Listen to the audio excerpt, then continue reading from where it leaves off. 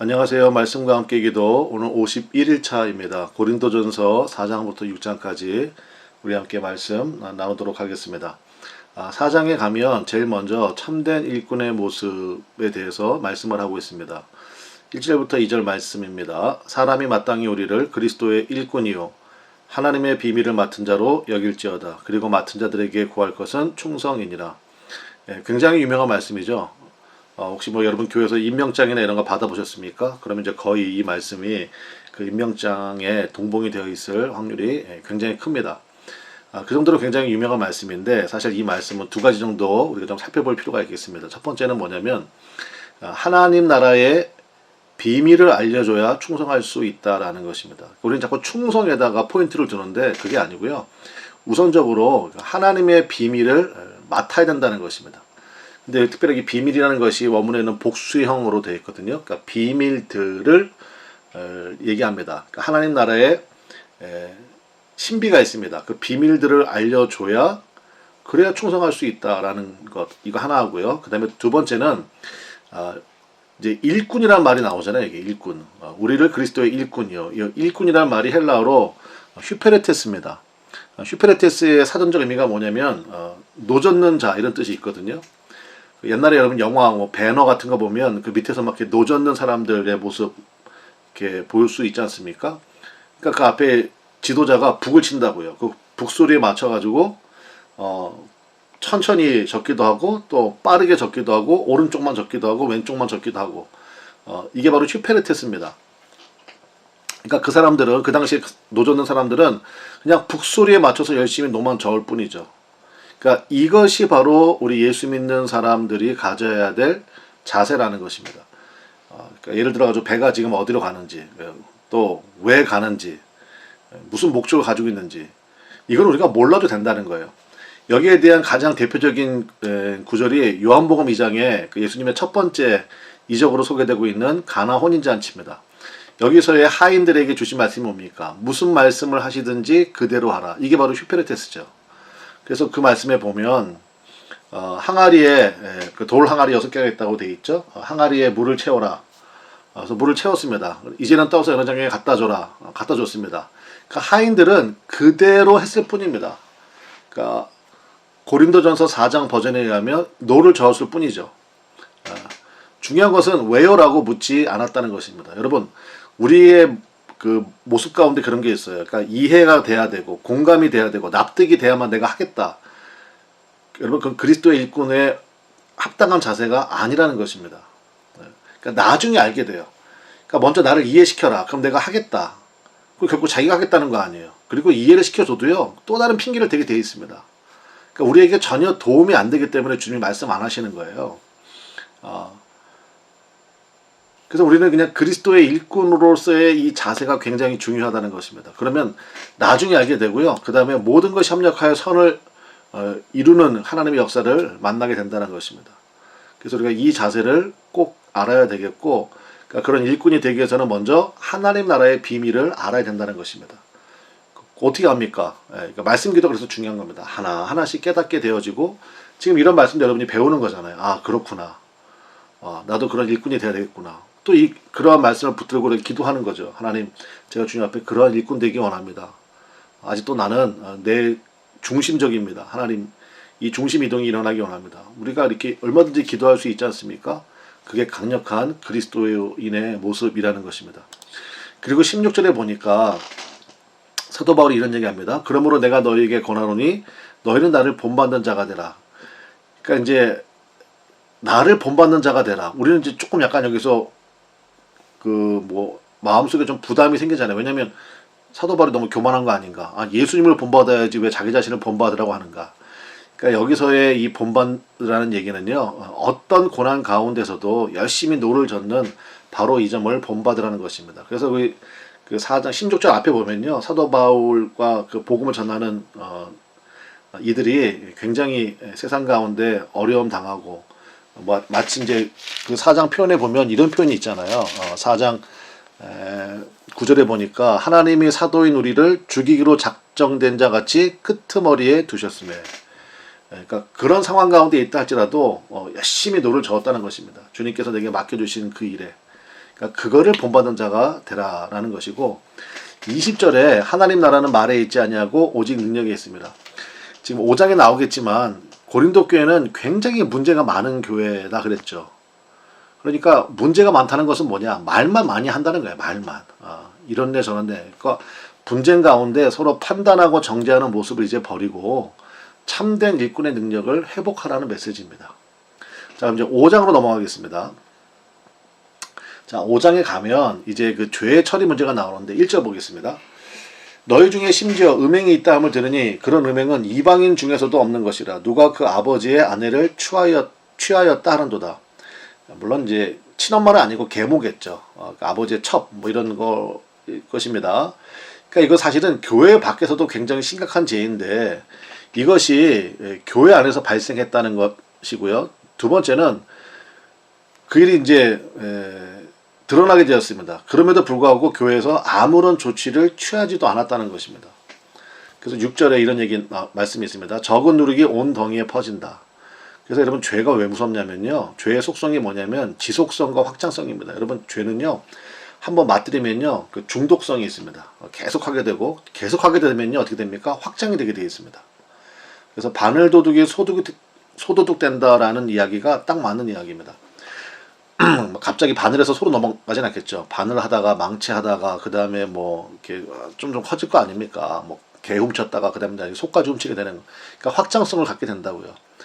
근데 여러분 죄라는 게 우리가 교회에서 왜 자꾸 죄를 얘기합니까? 확실한 해결책이 있기 때문이죠. 그 해결책이 뭡니까? 회개 아닙니까? 그러니까 회개하면 됩니다. 그래서 마귀는요.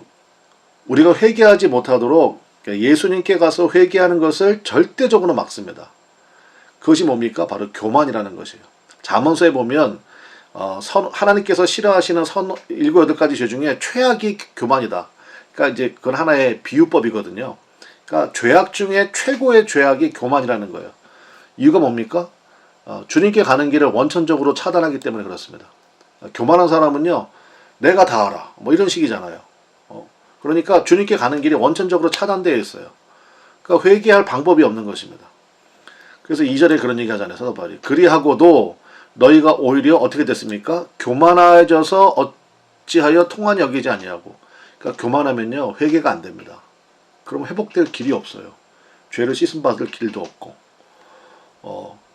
그래서 이제 사도 바울의 해결책 이제 제가 써놨습니다. 사탄에게 내준다. 이게 조금 어려운 뜻일 수도 있는데 여러분 성경 읽다가 조금 이게 무슨 뜻인가 그러면요. 그 뒤에 읽어보면 거의 답이 나온다고 그랬죠. 이것도 마찬가지입니다. 5절에 이런 자를 사탄에게 내어주었으니 그러니까 이 범죄를 저지른 사람을 얘기하는 겁니다. 이런 자를 사탄에게 내어주었으니 이는 육신을 멸하고 영은 주 예수의 날에 구원을 받게 하려 함이라. 포인트는 어디에 있습니까?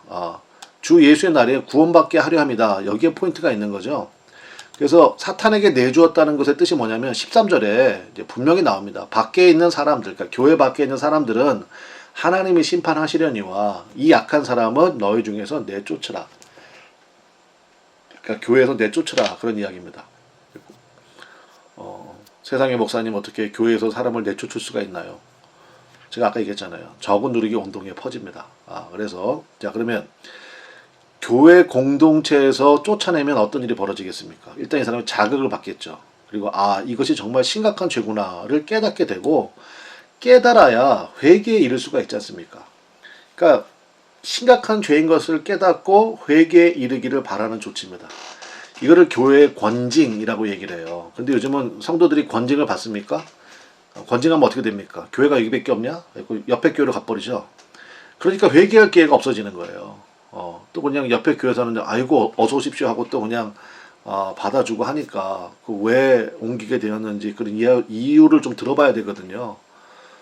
그런데 이제 뭐 그런 게 뭐 거의 없죠. 근데 카톨릭은 그게 좀 잘 되어 있는 것 같더라고요. 성당은 이게 전체가 하나의 그 조직체로 되어 있으니까 그러니까 거기서는 권징을 굉장히 심각한 그러한 것으로 받아들이는데 어쨌든 또 그리고 이렇게 하게 되면요 이런 유익도 있죠. 남아있는 교회 공동체원들에게도 이것이 죄라는 확실한 인식을 심어주지 않습니까? 성경에 보면요 예수님께서 세리나 창기들, 세리는 말 그대로 민족의 반역자잖아요. 백성들의 고요를 뽑아가지고 자기들의 배를 불리는 그 창기들도 마찬가지 아닙니까? 그리고 굉장히 죄이잖아요. 그 당시 대표적인 죄인들 아니었습니까? 근데 예수님께서 이 사람들을요 크게 책망하시지 않습니다. 이유가 뭐예요? 그들 스스로 인정하고 나오기 때문이에요. 그래서 뭐 가슴을 치면서 통회하고 자복하고 나를 불쌍히 해달라고 그러고, 그러니까 예수님은 그 영혼들을 건지시기 위해서 왔잖아요. 환자가 내가 아프다고 그러는데 의사가 고쳐주기만 하면 될 거 아니에요. 근데 문제는 아픈데 아프지 않다고 하는 사람들, 이 교만한 사람들이 문제죠. 그래서 예수님께서 오히려 바리새인, 서기관, 제사장들을 충돌하시는 이유가 바로 그거 아닙니까? 그들 스스로도 죄인임을 고백하고 나왔으면요, 예수님이 당연히 그들도 받아주셨겠죠. 근데 이제 그렇게 얘기를 안 하니까. 그래서 이제 이해를 하시겠죠. 자, 이제 마지막 6장으로 넘어가겠습니다. 6장에 가면, 자, 또 이런 문제도 있습니다. 지금 이제 5장에서는 이제 교인들 안에 있는 그러한 육체적인 죄악에 대한 문제였고, 6장에는요, 교인들 간에 분쟁이 발생한 겁니다. 저도 목회하다가 이제 그런 경우들을 간혹 만나게 되는데 참 그게 쉽지 않죠, 진짜. 6절에 보니까 형제가 형제와 더불어 고발할 뿐더러 믿지 아니하는 자들 앞에서 하느냐. 그러니까 이제 뭐 형제들 간에 이제 무슨 다툼이 일어났겠죠. 근데 그걸 가지고 교회 내에서 해결을 못하고 세상 법정으로 갔다는 것입니다. 여러분 그 변호사들 중에서요 교회법 전문 변호사가 있는 거 아십니까? 그 정도가 됐습니다. 그러니까 여러분 2000년 전이나 지금이나 참 그래서 이제 성경 말씀이 참 진리죠. 그러니까 두 가지를 얘기합니다. 첫 번째는 세상의 법보다 더 우월한 말씀의 권위가 작동하게 하라. 여러분 그래서 우리 말씀 기도가 정말 중요해요. 말씀이 뭘 얘기하고 있는지를 알아야 됩니다. 왜냐하면 이렇게 다툼이 있다는 것은요 서로가 옳다는 거 아니에요. 그러니까 기준이 없기 때문에 그렇습니다. 근데 말씀 기도를 통하여서 우리가 말씀에 사로잡히게 되면요 선명한 기준을 갖게 되죠. 말씀이 하자는 대로 하면 되는 거 아닙니까? 자, 5절에 너희 가운데 그 형제 간의 일을 판단할 만한 지혜 있는 자가 이가 하나도 없느냐. 그러니까 다투는 사람도 문제지만 이것을 처리하고 이거를 중재하고 말씀의 권위를 가지고 해결할 만한 사람도 교회에 없었다는 것입니다. 그래서 여러분 말씀의 지혜자가 많은 교회가 정말 축복이라고 생각합니다. 말씀은 하나잖아요. 그 말씀에 대한 정확한 기준을 가지고 그런 사람들이 많이 있는 교회, 그 정말 복된 교회가 아닐까. 저는 오늘 이 기도 많이 하게 되더라고요. 자, 마지막으로 두 번째, 자, 또 이게 얘기 나오는데, 자, 성적으로 방종한 고린도 교회의 모습인데, 자, 13절 보시면, 음식은 배를 위하여 있고, 배는 음식을 위하여 있으나, 이건 여러분 그 당시에 속담이었습니다. 그러니까, 음식 왜 먹어? 배가 있으니까. 배는 왜 먹어? 음식이 있으니까. 성적 쾌락을 위해 몸이 있으니까. 몸은 왜 있어? 성적 쾌락을 위하여. 그러니까 이런 속담이 있었다고요. 계속 말씀 보면 하나님은 이것저것을 다 패하시리라. 몸은 음란을 위하여 있지 않고 오직 주를 위하여 있으며 주는 몸을 위하여 계시느니라. 당대의 이단이 영지주의입니다. 영지주의가 뭐냐면 그러니까 영만을 지극히 중요하게 여기는 주의. 이제 한마디로 말하면 이원론, 듀얼리즘이죠. 그러니까 영만이 선하고 육은 어떻게 해도 상관이 없다는 것입니다. 이게 그 당시에 영지주의라고 대표적인 이단이었습니다. 지금의 모든 이단도요 거의 뿌리가 여기입니다. 그래서 보세요. 금욕주의와 쾌락주의의 뿌리는 사실은 같습니다. 왜냐하면 둘 다 어쨌든 간에 육체를 경시하네요.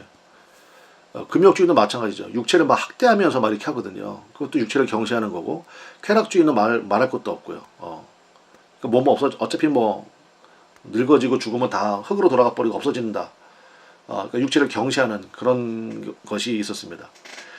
15절에 너희 몸이 그리스도의 지체인 줄을 알지 못하느냐. 너희 뭐가요? 영이 아니고 뭐요? 몸. 그러니까 여러분 기독교의 진리는 분명합니다. 영과 몸이 긴밀하게 하나로 연결되어 있다는 것입니다. 영은 몸에 영향을 받고요. 몸은 영에 영향을 줍니다. 그래서 그 다음에 20절 값으로 산 것이 되었으니 그런즉 너희 몸으로 하나님께 영광을 돌리라. 그래서 이제 뒤에 이제 나오겠지만 사도 바울의 유명한 그릇론, 제가 이제 초록색으로 표시해놨죠. 그릇론이 있습니다. 그러니까 그릇은 사실 아무것도 아니죠. 그러나 은혜를 담을 그릇은 성결해야 된다는 것입니다. 그래서 하나님께서요 항상 이 성결의 문제를 말씀을 많이 하시거든요. 그러니까 우리의 심령이 우리의 몸이 성결해야 됩니다. 그래서 15절, 20절 이 말씀 여러분 붙들고 우리의 몸이 하나님 앞에, 그러니까 여러분 건강 관리도 잘 하셔야 돼요. 그래야 하나님께서 그 성결한 몸에 하나님의 은혜를 부어주신다는 것입니다. 죄악이 있는 곳에, 더러운 곳에 하나님은 절대로 역사하지 않으십니다. 자, 우리 오늘 4장부터 6장까지 했고요. 그 다음에 내일 7장부터 9장까지 우리 말씀 나누도록 하겠습니다. 감사합니다.